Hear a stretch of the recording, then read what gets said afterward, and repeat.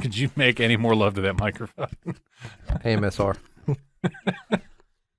Sniffing this soap.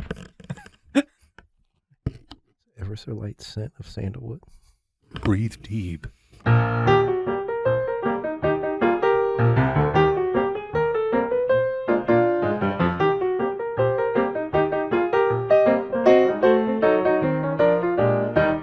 Well, hey guys, what's going on here? River Sullivan coming at you right here, right now. Pre-recorded for your live listening pleasure, yet again, for another episode of This Evening Tonight, where I am your host, River Sullivan, and here with me, yet again, spreading his Yuletide log of Christmas cheer, that man that is a beacon of light in the dark, the silver fox of sultry, sexy sippins of coffee, the man, the myth, the legend himself, Scott.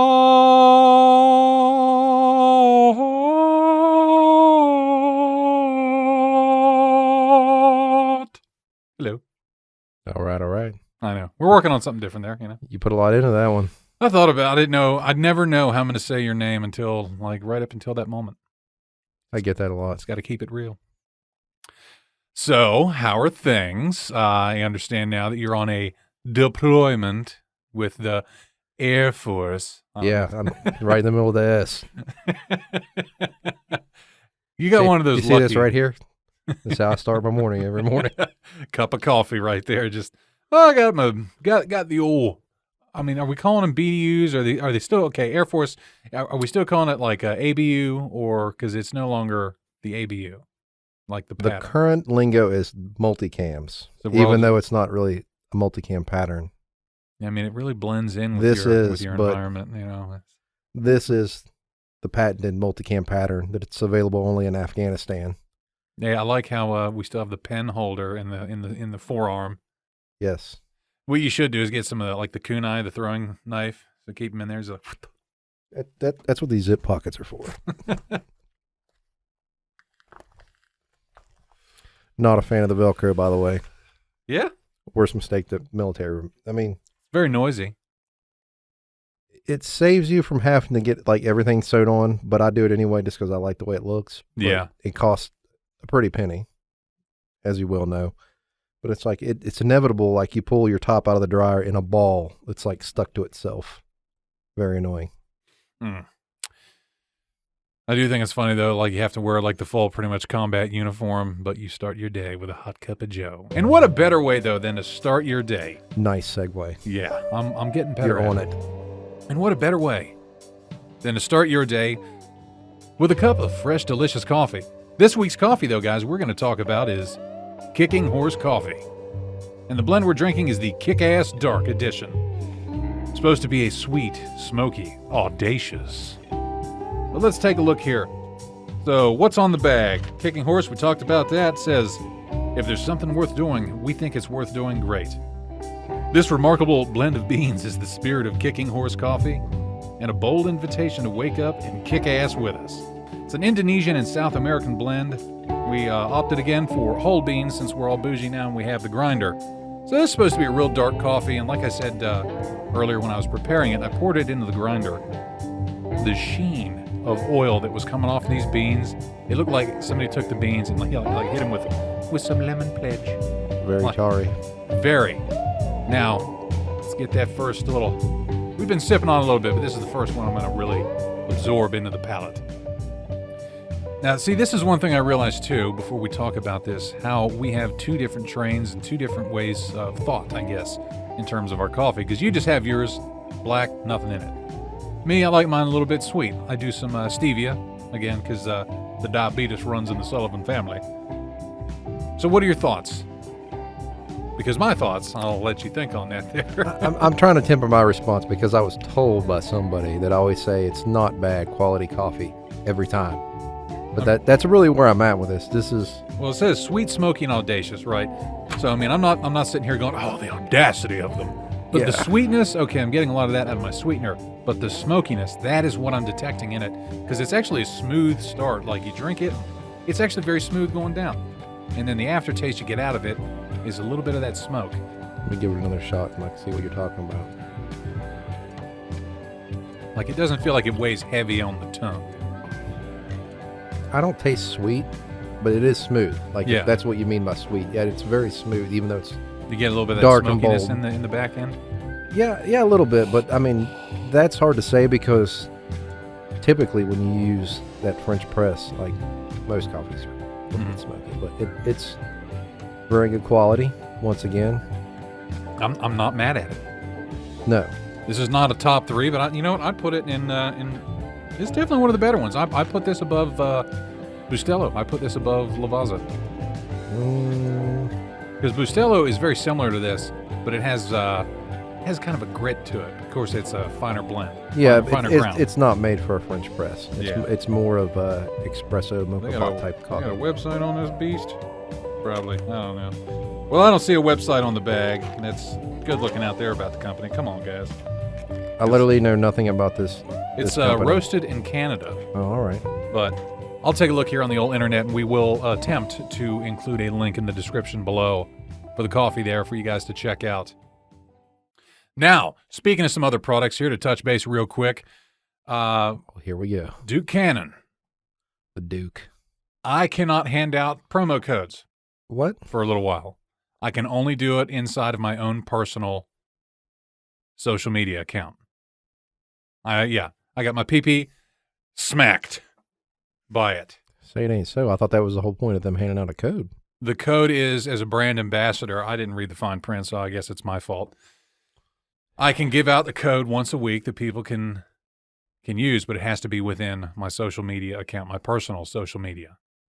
Oh, okay. So I was in contact with them, and so we have to discuss and come to a contractual agreement here for the start of the new year to actually do sponsorship, which will be fine because it'll be a larger discount for our listeners. Because the code I have is like 10% off. You can Yeah. get like 15 or 20% off ones with a full sponsorship. I may have given that code out to 2 or 3 people. Sorry. But that's what it's for. It's like person to person. Oh, okay. Word of mouth. Like a word of mouth, and then Kinda like deal, yeah. centralized in my social media, like my Facebook or my Insta or whatever. I'm authorized to hand them out through that. Did you anger the Duke? No, I didn't anger the Duke. I just didn't listen. But So they weren't upset? they weren't upset. But I mean, I can still do codes. It just we can't do any on this show right now. We jumped the gun a little bit. I mean, I jumped the gun with it a little bit. I probably got a little too excited. Didn't read the fine print. So that's my fault, guys. But I have absolute faith here by the start of the new year. This evening tonight will have secured a sponsorship with the Duke. Also, we wanted to take a quick second there to apologize that we didn't have an episode out last week.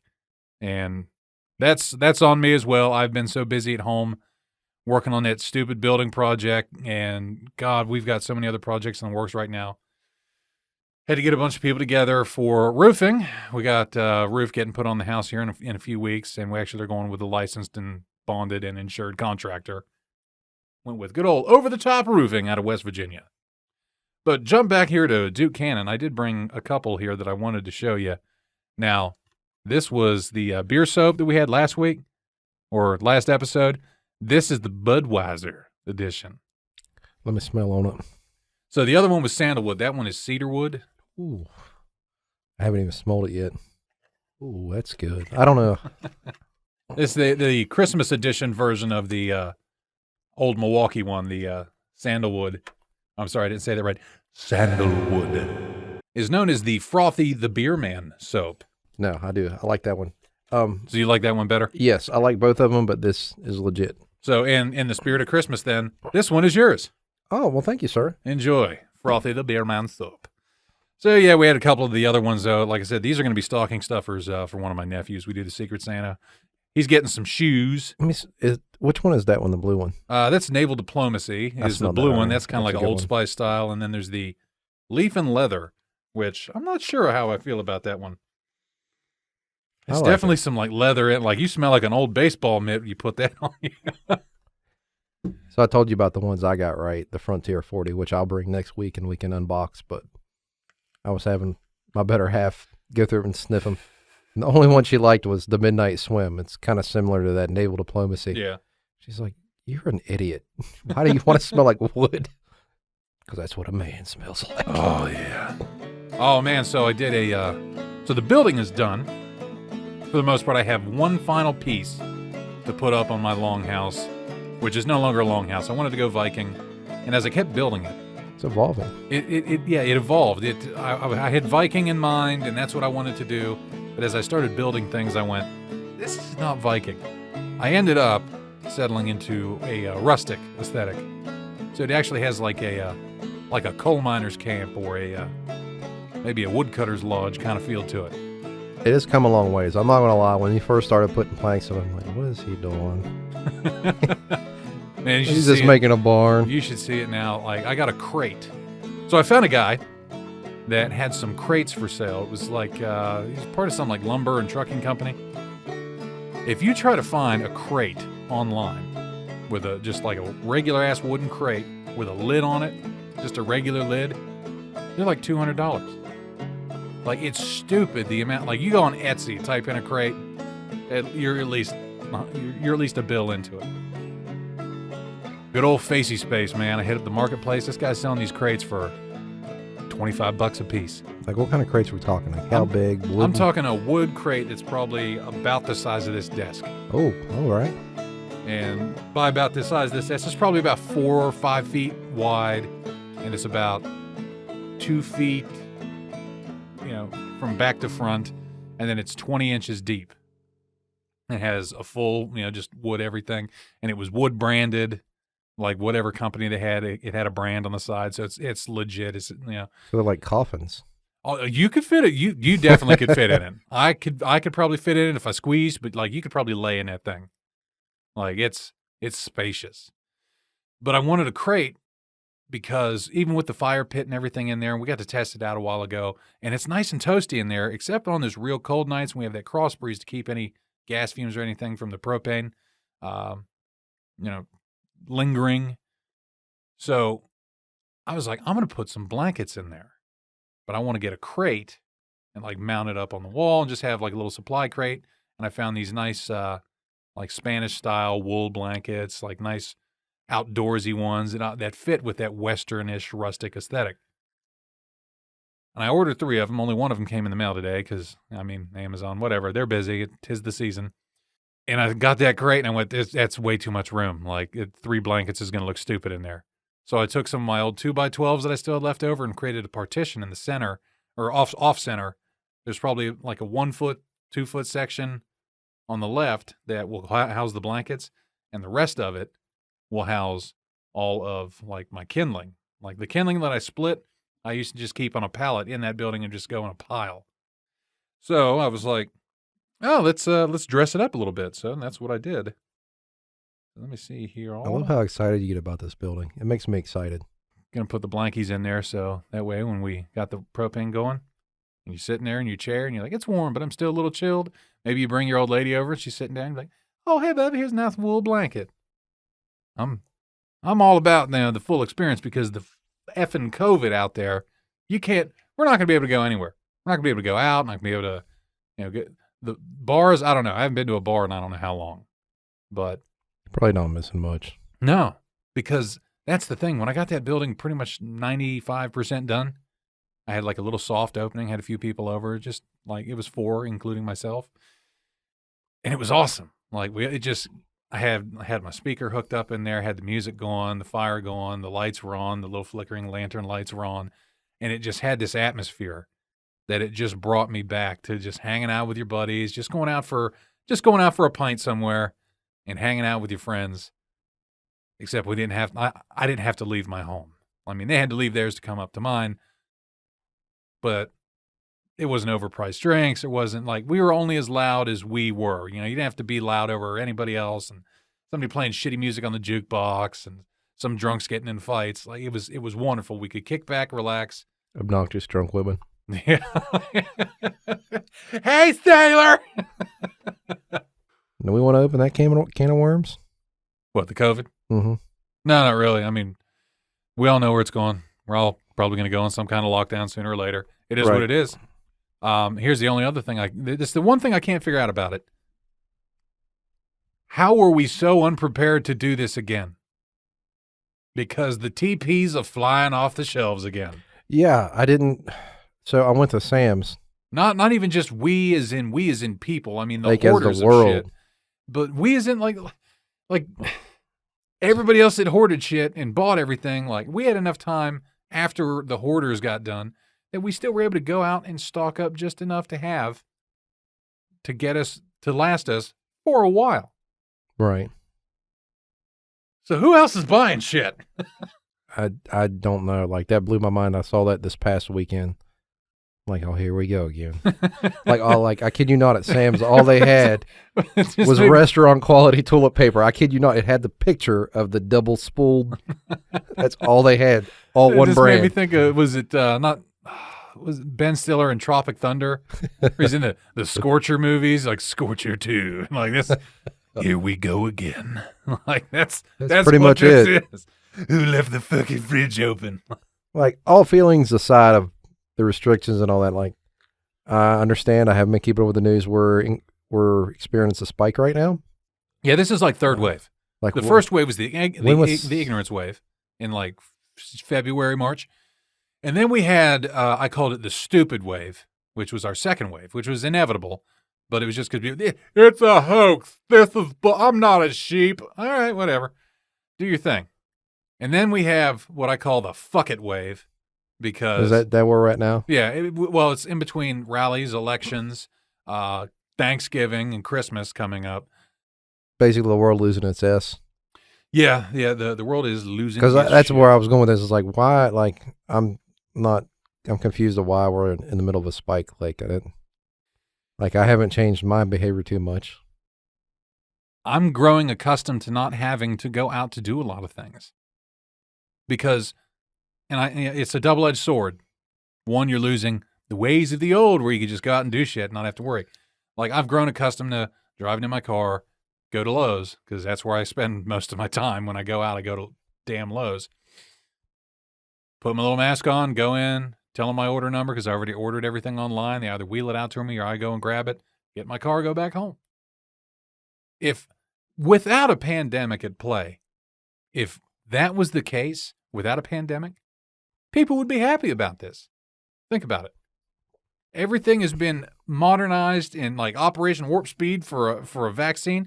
This has been Operation Warp Speed for a lot of commercial entities, like for commerce, for businesses, to convenience everything. Not only one, to keep themselves afloat, but two, to still be able to just make a little profit on the side. Because we got to make this convenient. We got to make this as the most convenient thing ever. Just so people can get their groceries, get their shit, and not have to spend a bunch of time in the store. It creates social distancing. Hey, yeah. And then the same aspect, people don't hardly have to get out of their car. I'm with you. I see it's a double-edged sword. There's some things about it that I think are beneficial. But it's dehumanizing. Yeah. Like I was going to go into that, but I didn't want to take it that route. No, that's where I was landing at, and I thought that's where you were too. I just figured I'd cut you off at the pass. I'm like you. I go back and forth. Like you don't want to be that one guy that's stubborn and while the whole world is passing him by, doing his own thing. But at the same time, you can't help but question things. Mm-hmm. And it almost feels like we're being programmed to not interact as much as we did before, like to almost be antisocial. So anti-socialism. And this is becoming from an antisocial person. So the anti-socialism aside, we know that this next wave, we're in it. It's wave number 3, the sequel, the trilogy, whatever you want to call it. What are you doing to make yourself a little bit more proactive? I feel like every time something like this has happened now since the beginning of this year, I feel like we're getting a little bit better.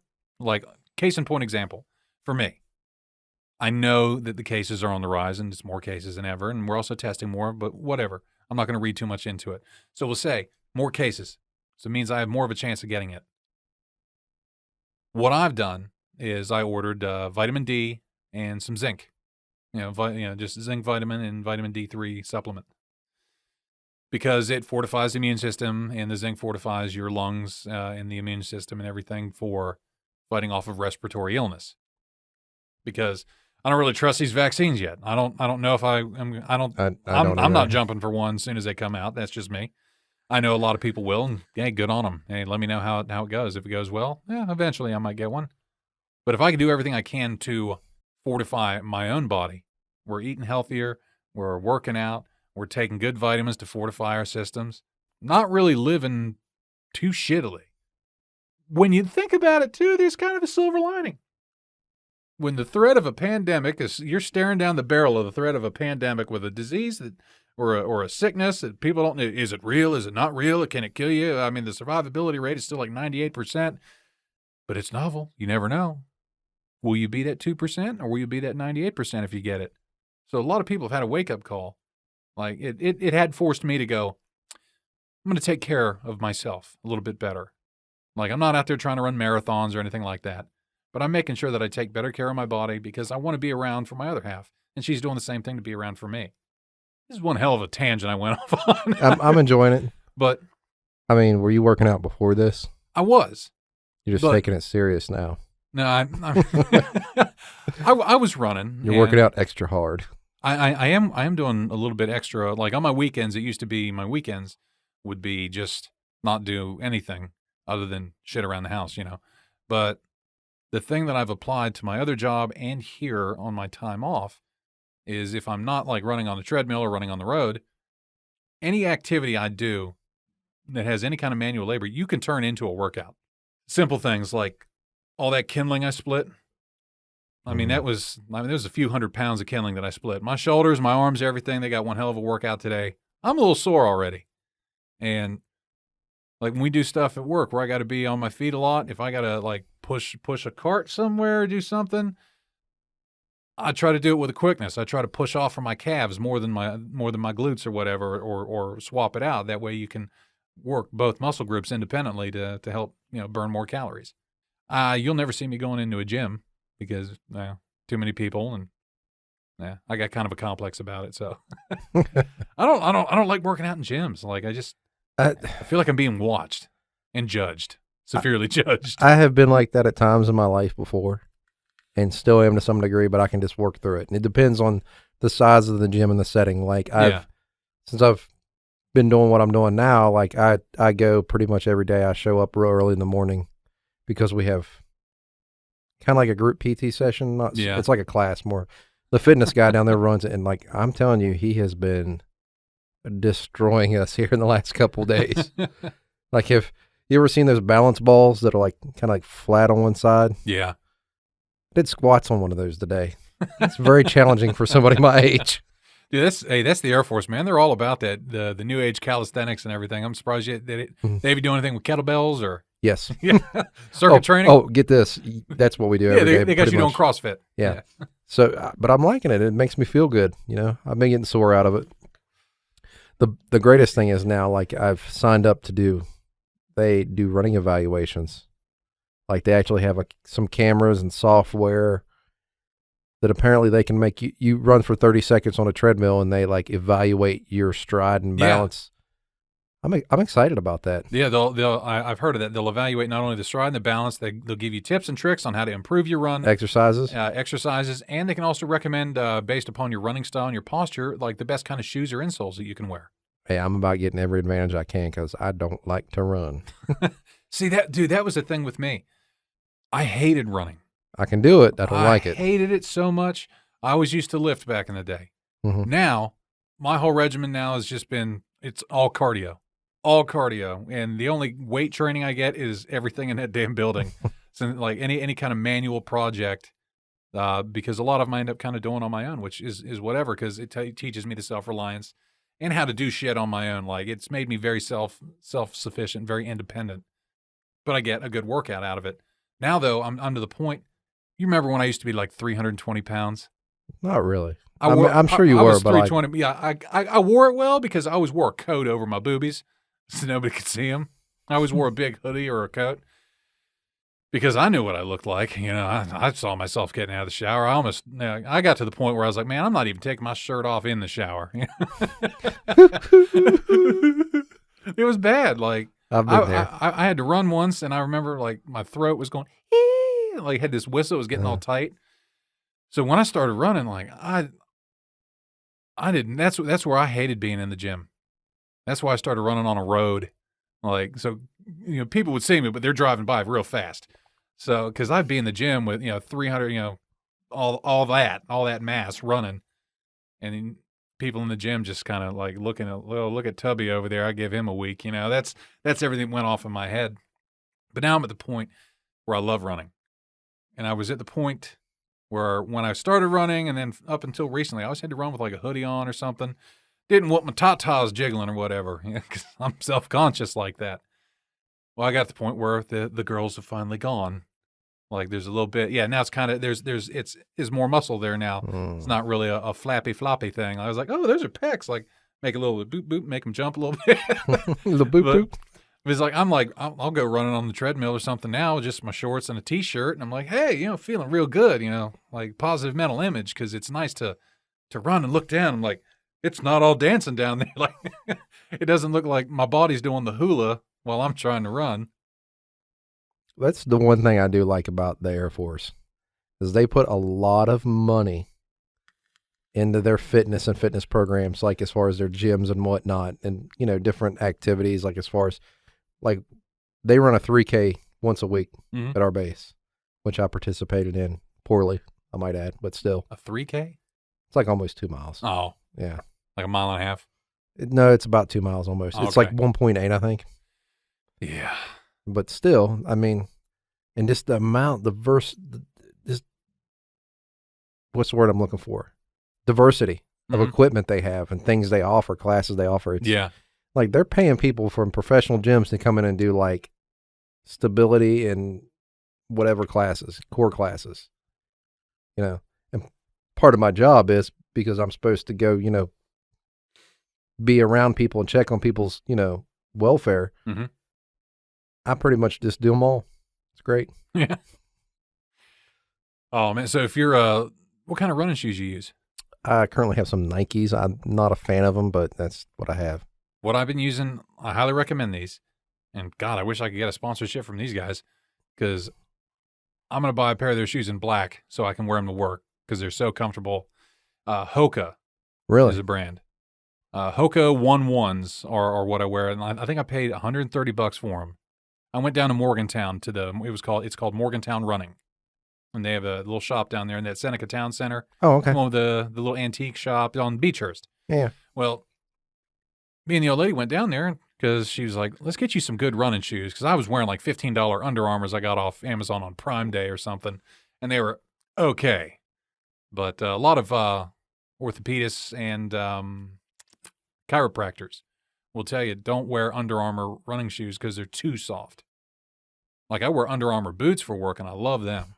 But like their running shoes, they're too soft. Like they don't give you any kind of support. It's all about cushion, but no support. Now, see, I had some Under Armours a couple of years back, and like I found the opposite to be true. Like they beat my feet to death, but I was running on mostly pavement though. So, but well, that's what I mean. The Under Armour running shoes are, yeah, like believe it or not, what I wore for years, going back to when I was a private. New Balance. Yes. Yeah. Because that's what I needed was that's what I was issued in basic. We were given like New Balance like 400 series. Yeah. And I wore those shits for 3 years. Yeah. Like I beat the crap out of them. Like those were like the straight dad shoes too, with the big blue N on. Mine were always the all gray ones with the silver letter, the white bottom. Yeah, they gave us the white ones with the big blue N on the side. And it was like straight dad shoes. But no, I would even buy them because like that's what I needed, that certain type of New Balance for motion control. Like, 'cause I'm flat-footed as can be. Well, because I was a weird kid after basic, they gave us the option. They said, you can buy any running shoe you want as long as it's white. You know what I bought? Converse All-Stars, Chuck Taylor's in white. I like it. You know what? I was 19 years old at the time, and I could do it. Like didn't know any better. didn't have any issues, though. That's the thing. My body was still, like you can stab yourself, watch yourself just heal. Just this shit. We did a 7-mile run one day, and I was wearing the Chuck T's, and I'm whatever, no problem. Like now, my elbow sits at the wrong angle on a memory foam mattress, and I wake up feeling like I got shot by an M16. Like I'm the same way. It's like, how can I be sore when I first wake up? Didn't know you could fuck sleep up. I learned that right at the age of 25 was the first time it happened, and I believe it was on my birthday. I woke up that morning and was like, oh, man. And yeah, having never done it before, you woke up and just you just know it. Because I Right. remember waking up, I was like, oh man, I slept wrong. Oh my God, it happened. And I called my dad and I said, I'm sorry, Father. Because I thought you were lying to me. I thought this was a made up thing. Like you just, sleep. You just lay down and that's it. You sleep.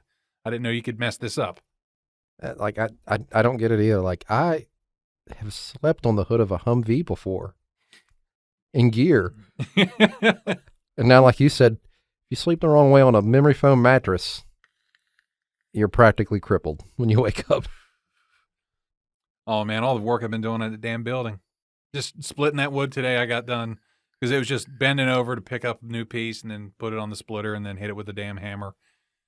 And God, I was at the point where I started making the dad noises at the end of it. I was like, eh, and then I turned. Oh, I wish I had. I should have set my camera up because I feel like it looked badass. Because I have one of those. It's called the Mighty Hand. It's a ring cast iron splitter with just a blade in the middle. You put the piece in there, and then I hit it with a 3-pound, like a mini sledge. It's an engineer's hammer. So when you hit, it's like ding, ding. But I turned that fire pit on in there because it was a little chilly today. So I had the fire going in the background, and I'm like, all you hear is like metal tinging. So it's like somebody walking by is like, "Is there a medieval blacksmith in there?" Like, That's where I was going with this. You probably felt like you were at the Skyforge. I'm going to make 1,000 daggers and then make the greatest armor in the game because that's a glitch. So I said I was taking the vitamin D and the zinc. Yes. I also started a new regimen. I started ginkgo biloba for your memory. It's supposed to help like with a bunch of other stuff too, but it's for clarity of mind. You have to tell me how that turns out because I could probably use something like that. I'm feeling amazing right now. I got to be honest. I haven't really changed much. Like, I mean, I don't mean that in an arrogant way. Like, I never went out much to begin with. I'm just setting my ways. Get off my lawn. Obviously, I don't. I limit the amount of times I go out, but when I do, I've got the point where I'll wear a mask if they have a sign or if somebody tells me to put one on. But speaking of that, I got severely chastised at Little Caesars Friday. Please tell me it was an employee of the Little Caesars. Yes, she was very disgruntled at me, and she let it be known. And like were you not wearing a mask? Yes, I wasn't. But hear me out on this. Defenseless in your argument, but please continue. Oh, how dare you, the cardinal sin. Look, man, we've had this conversation real quick. Like the guys at the gas station and the McDonald's and the Pizza Hut and the Little Caesars, their bosses are the ones telling them to enforce it. They don't want to enforce it, so that's why they're probably coming off like, look, no. This girl went above and beyond. Okay. Because like it wasn't even intentional on my part. I wasn't trying to be like hard or anything. I just, I had to run and go get some pizzas that somebody had ordered, and I forgot my mask. It is what it is. What do I do? Like walk in with your hand over your mouth. Most businesses like, hello there, I'm here for my pizza. Most businesses like they'll ask you to wear a mask and that's the end of it. Okay, that's fine. But I walk in there. There's only one other person in there. And then he walks out as I'm walking in. So it's just me and the lady behind the counter. She's got a mask on. I don't. So I tell her the order and she gives me my pizzas and I'm getting ready to hand her my card. And this lady comes stomping around the corner from out of nowhere. I don't know if she was a manager or what. Mid-20s. Very entitled and was like, "Sir, do you have a mask?" I'm like, "No, I'm sorry, I don't. Do you have one?" She's like, "Yes, I'm wearing it." I'm like, "No, do you have one for me?" Because that's the right thing to do in that situation, right? Like, if you don't have one, ask for one. Yeah. You give me one, I'll put it on. That's fine. Lowe's does it when you go. Every place does. And she's like, "No, we don't have any." I was like, "Well, I'm sorry." So her response to that was, "Well, then you shouldn't even be in here." Then she stomped off. And like, but see, like, I didn't respond in the way you think I would. Like, I didn't get all defensive and like anger. I was actually like kind of shocked. I was like, well, what do I do? Do I pay for my pizzas? Do I leave them on the counter and walk out? What is the correct thing to do? Mm-hmm. That's what aggravates me about where we're at as a society. Yeah, and also the fact that we're almost to December and we still don't have like a cross the board shit show plan. Of course. But see, that's states governments. So I mean, hey, I'll take that. Yes, they're all different. All the states are different. Like I guess Pennsylvania is entering this full-on lockdown until December 21st. But if it was clear across the board, that means you're in like a totalitarian dictatorship. And see, that's the thing. We're all different. It's all 50 shades or 50 states of different little shit shows going on, and everybody's different. Like, I understand people's frustration and their demand for, like, across the board, this is what we have to do, because they just want the best for us as a society. Yeah. But society. Society. Makes me think of Phil Collins. But you know my thoughts on this. That's just not the way our government's designed, Yeah. That's unfortunately one of the consequences of us being a republic. Our laws, for the most part, they're state by state. Yeah. I'm gonna put my tinfoil hat on for a minute. All right. Hang on. Let me get mine out.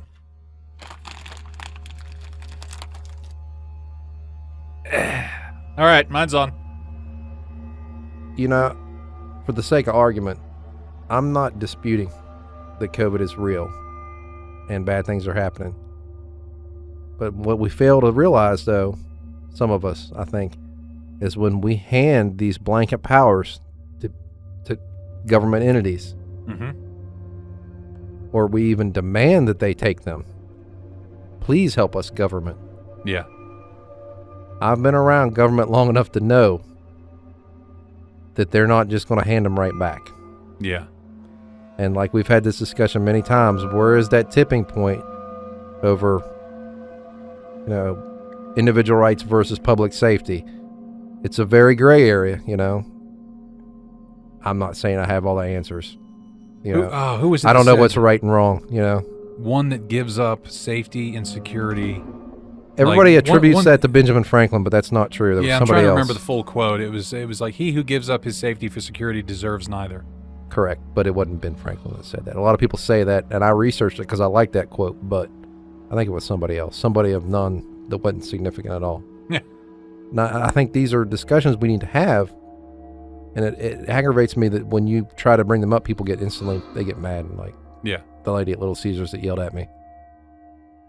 Yeah, again, that boils back down to people can't. A lot of people in an argument nowadays. It's either you're. I'm gonna try to word this differently so it sounds so I'm not beating this dead horse. I heard something the other day that really resonated with me, and that was when you as a people cannot maintain enough of your emotions or an argument, so your only recourse is to just start an argument. Or yell over top of each other. That's what I mean, to start that argument. People need to be able to keep their emotions in check. Like, we'll go with the presidential election, right? I don't care which side. But you have people that cannot keep their emotions in check, so the only thing they know is loud, proud, and crazy. Which is never a good avenue to take for any kind of. So when you want to have a belief. conversation with somebody about that, about something we'll say political, and they're of the opposite viewpoint, a lot of people, they're like we say, if you don't agree with me, you're just wrong.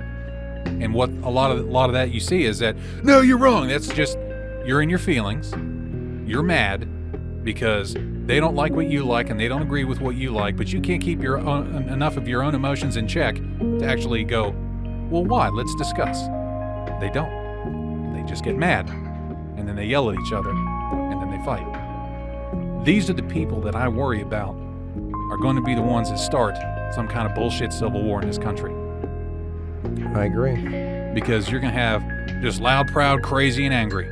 All of them. Both sides. And then the rest of us that are still sitting here like, look, we can actually have a conversation about this. We can debate this. We can get to the bottom of shit if we just as a people would come together for just one fucking second and stop yelling at each other.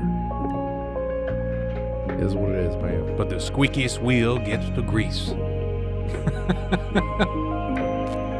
Just for example, in my situation, like, I wasn't even trying to make a political statement. Yeah. It was genuinely an accident. Mm-hmm. And like, I I'm still thinking about this. Like, what was the correct action to take in that point in time? Or even before I even went in the store, should I have just been like, well, call them up and cancel my order because I drove all the way across town without a mask? I don't know, maybe you should have called him and like, look, I'm outside. I forgot my mask. Do you guys have one that I could grab? Or could you possibly bring it out to my car? Something like that. I don't know. Could have, but I just thought, they're not busy. Nobody's in there really. There was a thing that I learned when I became a supervisor in the military. And I don't know if they taught it to you through the Army. I don't know if the Air Force covered it with you. They called it the freezing and unfreezing. Like some kind of Jedi mind trick stuff. No, it was you're frozen like your beliefs. Like our beliefs are frozen. Like for everybody, they're pretty set. Like somebody set in their ways. I've heard something similar to this before. So when a change comes along, whether it be a change in like policy or procedure for any job that you're in, or if it's something as encompassing or blanketing as a way of life change, like having to wear a mask when you go in somewhere. So you're frozen, and you have to be able to thaw yourself out, your beliefs out, unfreeze, become that, embrace that liquidity in your mind to be able to embrace that change for the time being, and then let that bitch freeze. So that is your new belief for the time being. You can always change. Change is hard, just like frozen water. It takes time to thaw out. It takes time to change back to a liquid form. And then it takes time. Why do I feel like you're talking at me, not to me? No, I'm just joking. No, I'm looking you deep in your eye holes. But no, I was the same way. I did not want to wear a mask. I was like, this is bullshit. I still don't. I mean, I will, but I don't want to. For me, it's like, do I believe that the mask works? Honestly, not really that much. But if it's going to get me from A to B without any issues, because I'm not that guy. I'm just like where you say you're not looking to make that political statement, which I know you're not. But you're also not looking for that argument. I just wanted a pizza, man. I know you just wanted. That's one of my crazy bread. That was one of the. That's one of my extra most bestest stuffed crust. No, but I mean, you know what I mean. Is I put the mask on because I'm not going out there looking for an argument. Do I believe in the mask personally? Not really. Am I required to wear it at my other job? Yeah, so I wear it. Am I required to? Yeah. Am I required to wear it at when I go to Lowe's or when I go to Wally World or something? Yeah, I wear it because I'm not gonna. I don't need to be that guy. I don't need to be captured on film of like, there's this asshole without a mask. See, I'm similar in that, and there is some truth to that. Most people genuinely do not like change. Like it just, there's something ingrained in us, in our DNA, where we like consistency. Most people, some people just love change for the sake of change. And that's the one thing that really makes me question the mask, the fact that if you don't wear it, people get upset. Like, I don't even know how to articulate this, but I'm with you. Like, I've pretty much adopted the policy. If they have a sign up or somebody asks me, I'll wear it. No big deal. I'm not going to make an issue out of it. I got stuff I got to get done, Yeah. But it's just that most of us are rational thinking, free thinking, but then there's red-blooded Americans. But then there's that little voice inside me that's saying, of course, that's what they want you to think. That's what they want. Resist. So if this is what they're requiring you to go about your activities, what's next? Like, and I don't think that's invalid. No, it's not. And I've listened to the conspiracies on it as well, though, where people are like, oh, it's just a mask. Oh, it's just a vaccine. Oh, what's next? I feel like at some point, though, even for me, like, honestly, I look at it and go, it's just a mask. Does it help? I don't really believe so. Those are my beliefs. Do I wear it? Yes. Again, because I ain't trying to cause no waves. I ain't trying to get no smoke, But as things progress, I feel like, for me, if they're like, oh, well, you're now required to wear this armband, or you're required to be in your home at this time every night. Where's your vaccine papers? Check your papers. For me, that's a tipping point. That's hold on a minute. What country are we living in? But we're logical people, and we've discussed this before. We have our limits. We've identified those, but like. And we're also apparently a dying breed because we have the gift of foresight. Yes. And rational thought. Now, I may be totally wrong, this reasoning. years from now, when they do the scientific study, maybe like they'll figure out that, I don't know what they'll figure out, but either way, if I'm wrong, I'll say I'm wrong and apologize. But that's just my feeling. Yeah. For now, like, I comply when I can. I know that where I sit is just a man. Just a man in a microphone. I'm just a man behind a shitty microphone. Not really. Audio-Technica, if you're ever listening, these are wonderful microphones. Thank you. But it's just a couple of dudes, just a couple blue-collar idiots sitting behind microphones, drinking coffee and just spouting off our opinions. Where we sit, I'm not going to enact change as one man. No. We're not. Let's be real. Everybody wants to hold their banner and their flag and be proud of it. Whatever flag you want to hold, I don't care. A lot of those folks have been scared into compliance, no matter what political persuasion you subscribe to. I'm not scared of, I'm not being scared into compliance. I'm being factual and I'm reasoning and running things. I'm running all the scenarios through my head where I go, at the end of the day, just wear the mask for now, But if you want to enact change, you're not going to do it by going to Walmart or Target and going, "I'm not wearing this mask. I'm not a sheep." Like, you're not going to start a revolution. You're not going to enact change. You want to enact change, and we've talked about people that want to be a change maker in the world. You want to enact change. You do it the right way.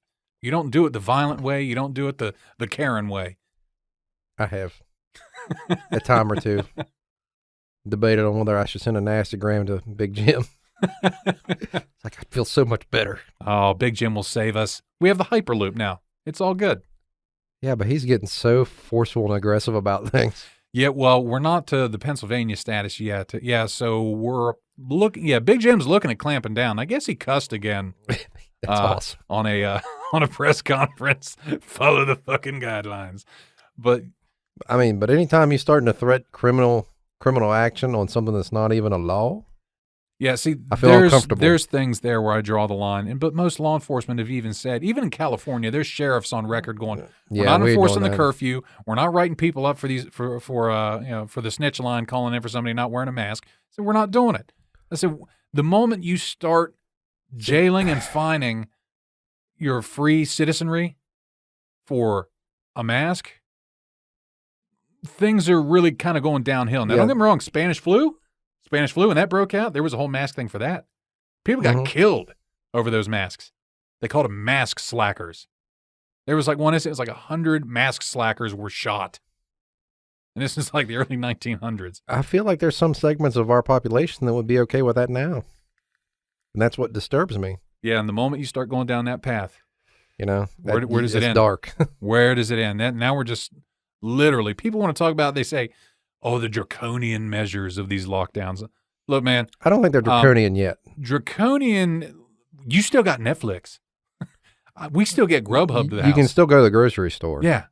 Now that might be one of our tipping points we discussed. Now, don't get me wrong. Like we've said, we're lucky, though. We're essential.